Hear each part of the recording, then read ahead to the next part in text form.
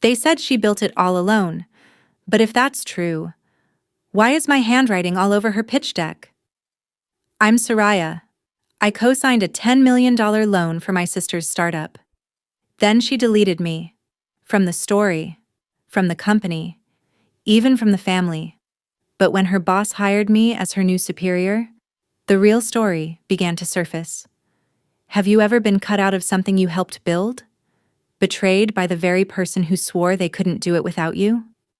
Let's talk about what happens when the silent partner decides she's done being silent. Here's how I took my name back. On paper, in public, and forever. The Uber ride over was quiet, except for the hum of tires and the faint beat of a playlist I didn't recognize. I stared out the window as downtown Austin loomed closer. Glass towers, chrome lines, a city that looked polished even when it cracked. The interview invitation had hit my inbox just 2 days earlier. Unexpectedly. No formal recruiter, just a terse message from Everdeen and Rose Executive Operations. We'd like to discuss a strategic leadership opportunity. Confidential. I didn't tell anyone, not even Joe. I wore the same sky blue blouse I'd worn to an interview last year at Vanta Systems, an interview I never heard back from, despite a promising final round. Maribel had said she'd put in a good word. Right. At the front desk, the receptionist glanced up when I gave my name. Ah, Ms. Clemens, she said with a practiced smile. You're already on the internal schedule. Internal? I asked, brows raised. She nodded, tapping her keyboard. You're listed under onboarding presentation, not visitor access. She handed me a badge, black, not red like the usual guests. That alone set off quiet alarms in my head.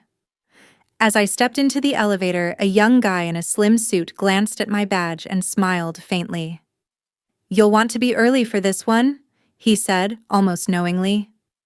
I stepped into the boardroom 10 minutes early, heels echoing off the polished concrete, my resume clutched in one hand and zero expectations in the other. It was supposed to be just another final interview, one I was likely overqualified for, like the last 17. The room glowed with soft amber light pouring through wall-to-wall windows framing downtown Austin, all shimmering steel and possibility. But the tension in the air? That was mine. A woman with platinum hair and a charcoal blazer rose from her seat near the head of the long mahogany table. Fiona Everdeen, CEO, known in the venture world as the Velvet Blade, sharp, decisive, unnervingly polite. Congratulations, Soraya, she said, standing straight, voice smooth as ice water. Starting Monday, you'll be leading product strategy. Maribel will report directly to you. I blinked, then blinked again. Fiona slid a sleek red folder across the table. It landed in front of me with a quiet authority. This outlines the scope, salary, and chain of command. Your team is already being notified. My fingers hovered over the folder's edge. Red. Just like the rejection envelope I got from Blue Ridge Tech 3 years ago. The one Maribel said she helped smooth over. I opened it. My name was everywhere. My title, my budget, my power. Then the glass door swung open. Click. Heels. The unmistakable scent of expensive florals and control issues wafted in before she did. Maribel. My sister stepped into the room, confident and composed, until she saw me. She faltered just for a second. A half-step hesitation that only I noticed. Her smile stiffened like a glitching hologram. She sat down quickly, eyes on Fiona, refusing to look my way. I didn't flinch, didn't smirk. Just sat tall and kept my hands on the folder. We reviewed over 300 applicants, Fiona continued, almost savoring each word. Soraya was miles ahead. Maribel's jaw flexed. She didn't speak, but I could feel the heat radiating from her side of the room like an old grudge relit. I signed the folder. Pen firm. Stroke deliberate. Meeting adjourned. Outside, in the hallway, I heard her heels behind me. "Do you think this changes anything?" she hissed. I turned halfway, not facing her completely, just enough for my voice to hit. "Oh, I know it does." She said nothing else, but her silence screamed. I stepped into the elevator. She joined me, silent. We stood like two statues sculpted from years of tension. When the door opened at the lobby, she stayed behind. By the time I got home, I had opened my laptop, logged into the job tracker I hadn't touched in months, and stared at the list of companies that never called me back. Startups, tech firms, agencies she had connections in. I hovered over one name, then another.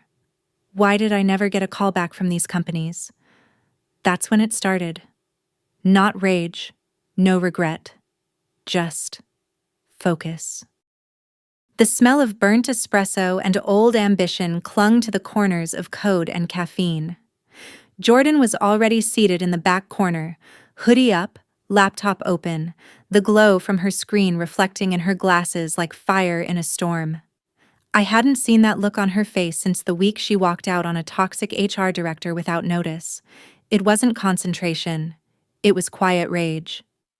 "Someone's been shadowing your applications, intentionally," she said as I sat down. "And I think I know who." I didn't respond right away. Just dropped my bag, pulled out my own laptop, and tried to breathe through the buzzing in my chest. She spun her screen toward me. A spreadsheet. Column A, company names. Column B, hiring managers. Column C, mutual connections. I scanned down the list. Same firms, same regions, same friends of Maribel. "She said she'd pass my resume along," I murmured. "She did," Jordan replied. "Just not the way you thought." She clicked into an email header. A forwarded message with a subject line, "Internal feedback, Soraya C." The body was brutal. Phrases like rigid, overly assertive, poor cultural fit. I knew that tone. Polite sabotage. Jordan scrolled to the bottom and pointed. "Look at the IP address from the submission." I leaned in. My heart thumped. The IP traced back to a residential router in Clarksville. I knew that street. Knew that house. It was Maribel's condo. Flashback. Me on the floor at 2 a.m., formatting bullet points while Junia slept nearby. Rewriting my cover letter after Maribel said my original sounded too stiff. Me trusting her. Me thanking her. "I thought I was just unlucky," I whispered. Jordan's voice was steady. "You didn't get ghosted, Soraya. You got buried." I stared at the screen until the words blurred. Then I clicked into an old rejection email from a year ago, scanned it, found a typo, advisory role instead of advisory role. A mistake I'd seen before, one Maribel always made. I checked another. Same phrasing, same misspelled optimism. I dug out an old voice memo from my archived files, Maribel chatting with a friend on speaker years ago. Honestly, Soraya's too intense for startup life. She'd overthink herself out of a lunch order. Jordan winced when she heard it. This wasn't just gossip, this was planned. Jordan sipped her iced Americano, then set it down harder than necessary. "I didn't say this before because I wasn't sure, but I overheard something at a hiring mixer last fall. One of the recruiters at GridSpace, Amy, remember her? She was talking about how that Clemens girl always overstepped in interviews. Used the phrase, intense self-branding." Jordan mimicked with air quotes. "It was too specific to be random. That's Maribel's language." I looked at her, stunned. "You didn't connect it back then?" I thought maybe it was just industry gossip. But now? She shook her head. "Now I'm sure it was planted." Back home that night, I opened my archive folder, the one with all my original CVs and cover letters. My hand hesitated before clicking open the version Maribel helped clean up last year. The differences were subtle, but telling. The summary was altered. My tone had been softened, diminished. Where I had written, results-driven executive strategist focused on cross-functional innovation, the edited version read, team-oriented candidate seeking alignment with flexible environments. It made me sound vague, passive, replaceable. I opened the email she sent when she returned it. Here's a more approachable version, less intimidating. You'll thank me. And I had. God, I had. Another memory surfaced like a wound splitting open. It was almost midnight. I was on the couch in leggings and a hoodie, balancing a bowl of cereal on one knee while reviewing my resume for the 6th time. I'd asked Maribel if she could take a look. She was at some rooftop party in LA. I remember because I could hear clinking glasses and club bass in the background when she picked up. Just forward it to my alt Gmail, she said breezily. I'll tweak and send it off from there. Faster that way. Faster. I had even given her access to a secondary email I used for job tracking. When the company never responded, she just shrugged. It's a bad quarter. Text tightening. Now, that shrug looked a lot like a smirk in hindsight. Every moment I'd believed I was falling short. I was being erased, slowly and deliberately, and she counted on me being too tired, too trusting, and too busy surviving to notice. I printed the HR feedback file, circled the IP, annotated the timestamp, slipped it into a file marked preliminary evidence, and sealed it. Then I opened a new email window. No greetings. Just one line. I think I found something. Meet? I hit send. To Caleb Huxley.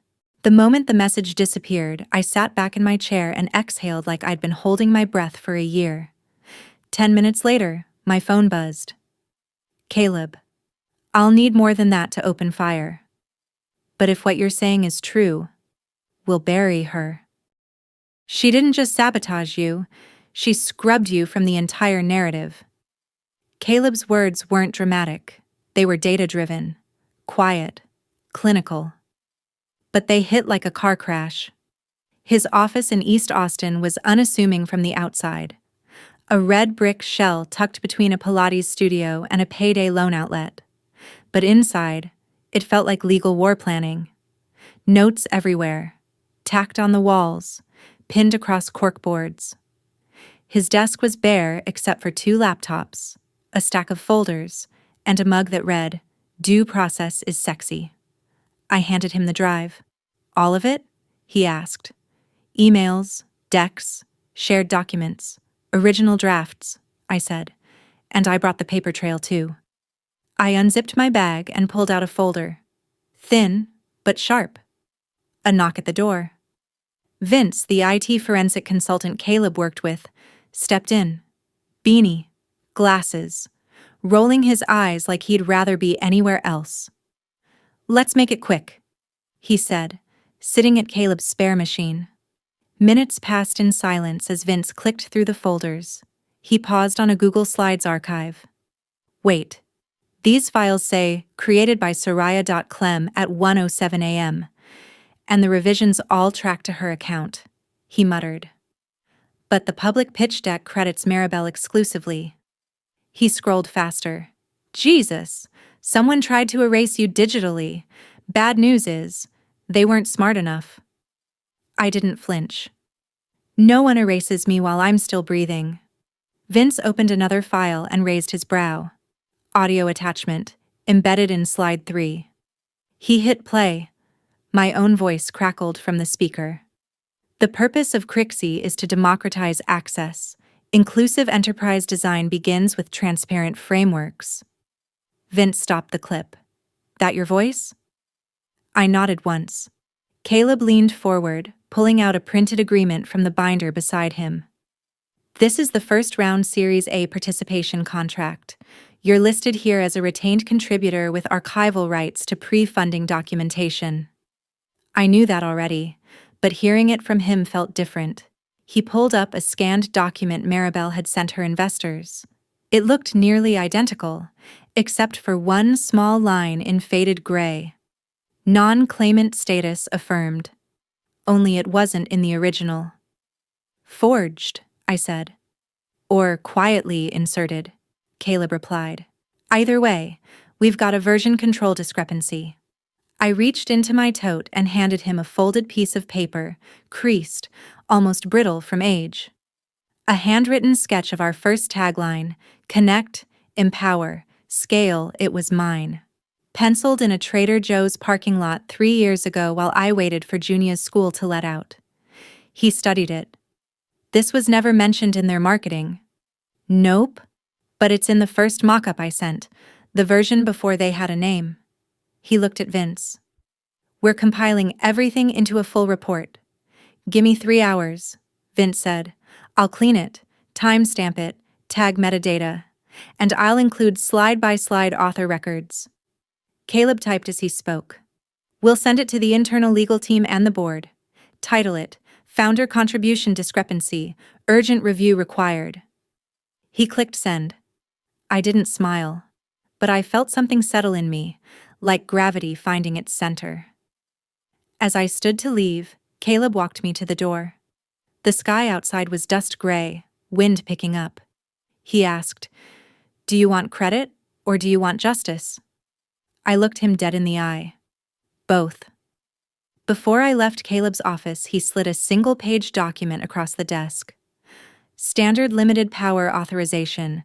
It gives me and Vince permission to request logs, confirm timestamps, and access archived collaborative platforms tied to your name. I read it without hesitation. My name. Her company. Our stolen time. I signed. Caleb nodded. From this point forward, this isn't just a memory. It's a record. Vince, half listening from across the room, suddenly paused mid-keystroke. You'll want to see this, he muttered. He enlarged a tiny speech bubble hidden in the corner of slide 7, visible only in editor mode. It was a comment from 6 months ago. Text. Let's replace S's slide with Mason's metrics. Looks cleaner. MC, Maribel Craft. And Mason, her co-founder. They hadn't just scrubbed me from history. They'd planned it while I was still believing in the future. I took a breath. Slow. Centered. But inside, something frayed. Caleb caught the shift in my expression. You okay? I remember that night, I said quietly. The first time we mapped out the idea. He waited. Maribel was pacing my living room, barefoot, holding a La Croix and talking a mile a minute. I had Junia's crayons spread out on the floor, sketching mock-ups while she dictated features. I laughed once, bitter. She said, "This is our legacy, Ray. It's you and me." I had drawn the first draft of the logo on a coffee-stained napkin. Even traced it onto her to-go cup in Sharpie. I still had the cup somewhere, shoved behind tax folders and forgotten moments. That memory used to be sacred. Now it was just evidence, and I was done worshipping ghosts. Have you ever discovered that the people you trusted the most were building their dreams by erasing yours? That moment when what once felt sacred suddenly turns into evidence? If you've felt that kind of betrayal, drop a comment number 7 below. You're not alone. Now, let's see what I did next. So she built it all by herself, huh? Then explain this. Why is my handwriting all over your origin deck? Earlier that afternoon, I had been helping Mom in the kitchen, chopping cranberries, brushing egg wash on the pecan pie, the usual. She moved slower now, hips a little stiffer, hands a little more delicate. She didn't say much until we were alone over the sink. You know, she began, eyes fixed on the soap bubbles. Maribel's really made something of herself, all on her own. It's impressive. She didn't mean it cruelly. She meant it like a fact. I didn't answer, just folded the dish towel and placed it perfectly beside the counter. But my silence felt like a declaration. The turkey was still steaming when Dad raised his glass. To Maribel, he declared, his voice too loud in the small dining room, for building something out of nothing, a true modern success. Applause. Cheers. Champagne glasses clinked over stuffing and sweet potato casserole. I stayed quiet. Maribel smiled the way politicians do. Gracious, polished, performative. She wore a cream silk blouse and a gold necklace shaped like a lightning bolt. Subtle. Symbolic. She launched into a story about the Kitsley launch party. "The rooftop was insane," she said, laughing. "You should have seen the turnout. Investors, founders, press. Everyone wanted a piece of it." Not once did she mention who wrote the pitch, who built the deck, who gave her the first numbers, who co-signed the first loan. I had been there, but I wasn't in the version she told. So I stood, walked calmly to the living room, and pulled my laptop from my bag. The room hushed a little, but I didn't speak yet. I connected it to the family TV. The screen flickered, then lit up with the first slide of the original Kitsley pitch deck. The version no one else had ever seen. My handwriting filled the margins. Notes circled in red. Dates. Adjustments. Behind-the-scenes labor in plain sight. No one spoke. Then the slideshow advanced automatically to a photo, Maribel holding a prototype, standing in front of a whiteboard covered in my handwriting. A soft gasp. From someone. Maybe Aunt Leslie. Mom's voice cracked through the silence. "You helped that much?" I nodded. Maribel stiffened. "That was old stuff. I made it better." I looked at her. Voice calm. "You made it shinier. But I made it real. You don't get to erase my story just because yours sounds better without me." Dad cleared his throat. "Girls, can we not ruin dinner?" "Dinner's fine, Dad. The lie is what's burnt." During the slideshow, I didn't just watch Maribel. I watched everyone else. Uncle Ross blinked hard, then looked down at his plate like the pitch deck was a sermon. My cousin Kayla reached for her phone, froze, then slowly set it back down. The air went thin. Conversations shrank into gulps of wine. Aunt Linda whispered to her husband, "I thought Soraya was just helping with taxes or something." Even the dog stopped chewing his bone. The whole room shifted, 1 degree at a time. A small voice cut through it. My niece. "Is Soraya also the founder?" I smiled but didn't answer. Cousin Cameron whispered, "Didn't you post that slide on your story, like 2 years ago?"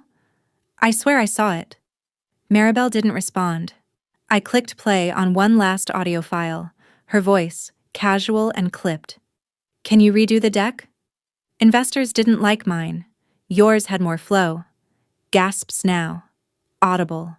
From multiple people. I closed the laptop. Mom stood up, crossed the room, and took down a photo. Maribel solo at her first press interview. She replaced it with an older one. Both of us. Standing in front of our high school science fair project. My arm around her shoulder. Our names printed together on the board. Maribel's fork clinked against her plate. "So what?" she spat. "You want applause now?" I looked her in the eye. Number I want record correction, and I'm not done yet.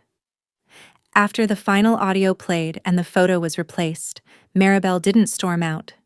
She reached for the wine, poured herself a full glass, and took a long sip.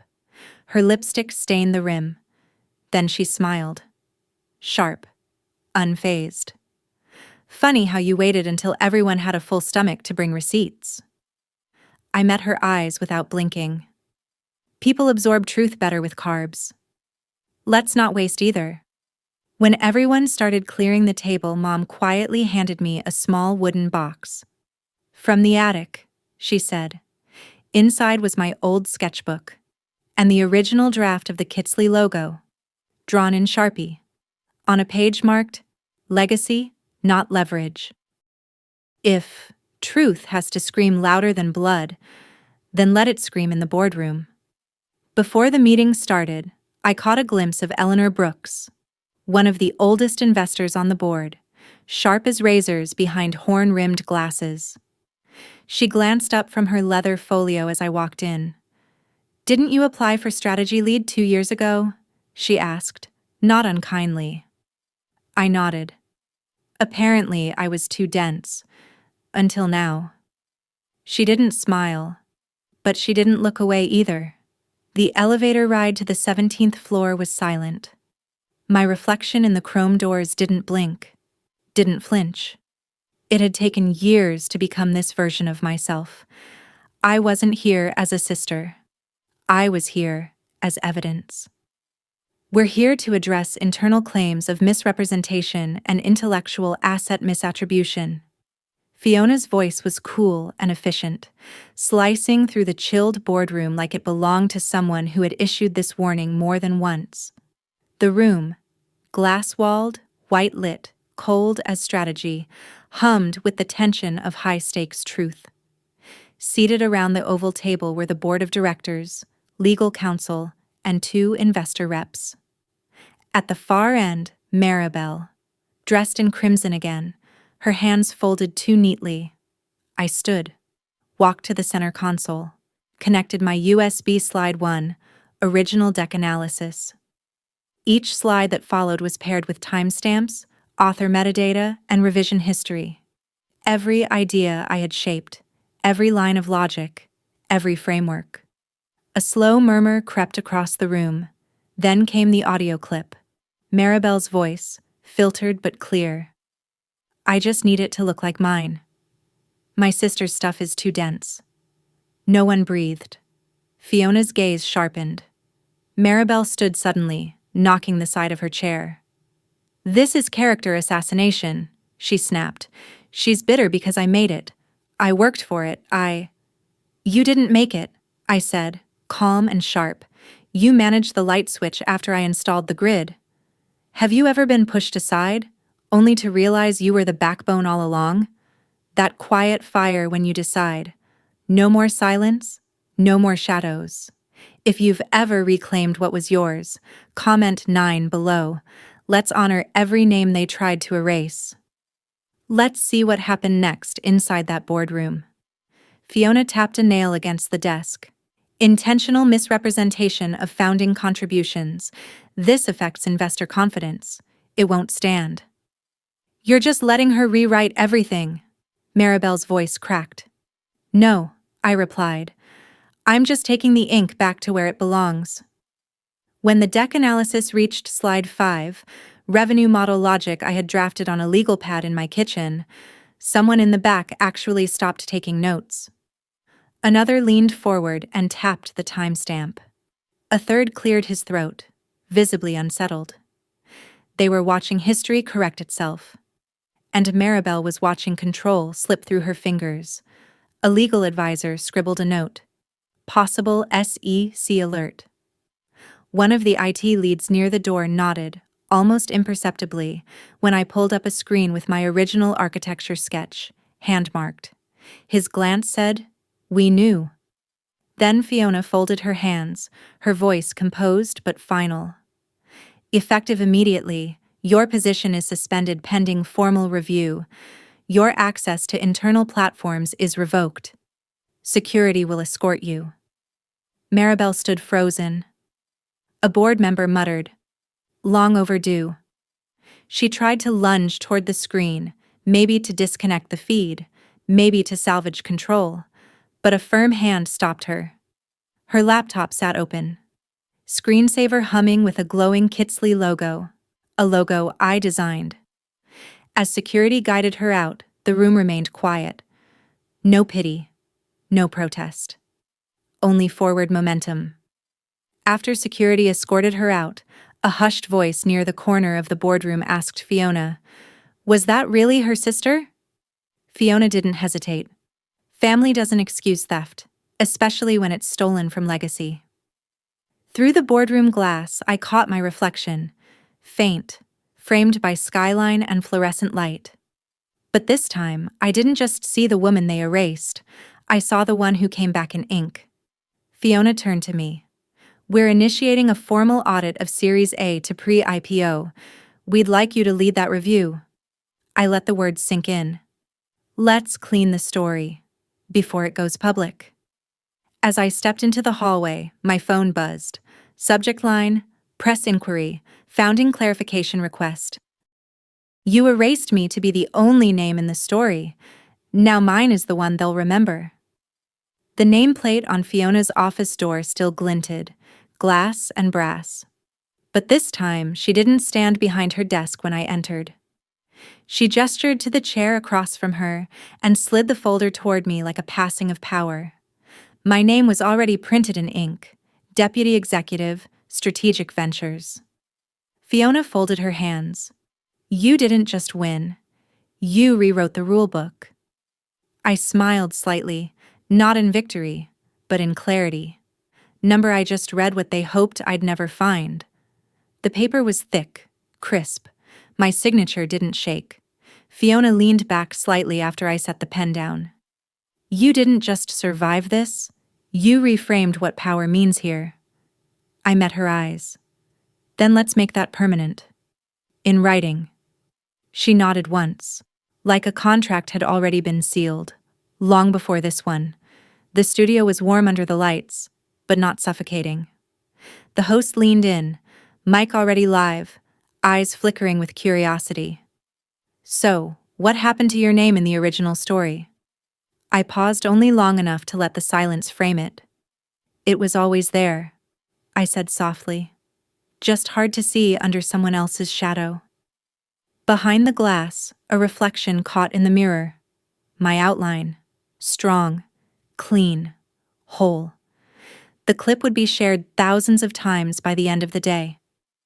The studio lights dimmed after recording, but the host lingered.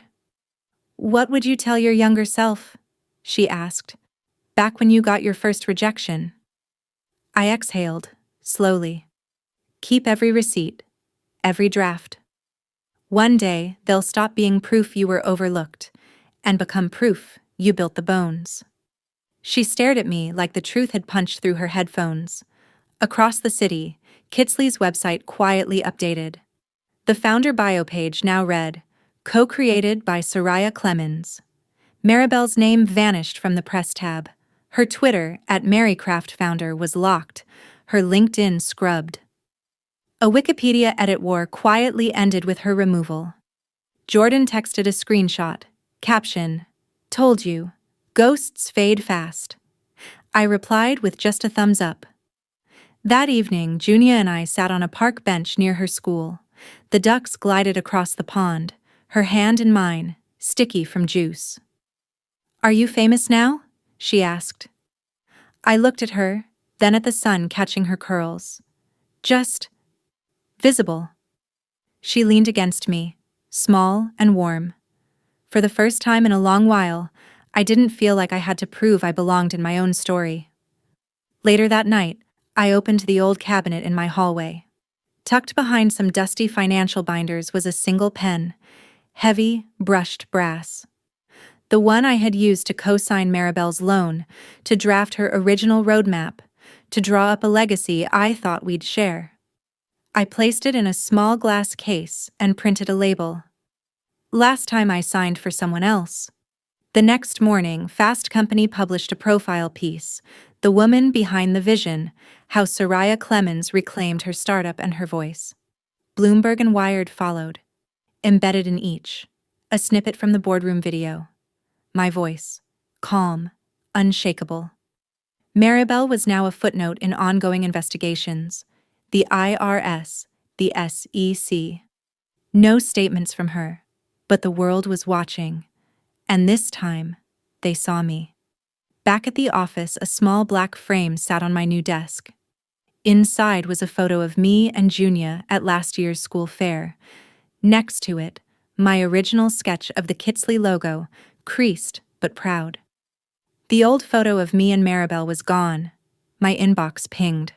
Fiona, Investor Circle wants to meet you next week, about your next build. I looked out the window. The sun painted the skyline gold. I typed slowly. This time, I choose the team. Just before closing the laptop, a new message came in, from a small fintech startup. Subject, we want real builders, not brands. Can you advise? I read it twice, then leaned back in my chair, and exhaled. Outside, Junia ran toward me after school drop-off. Her laugh echoed across the sidewalk. She threw her arms around my waist.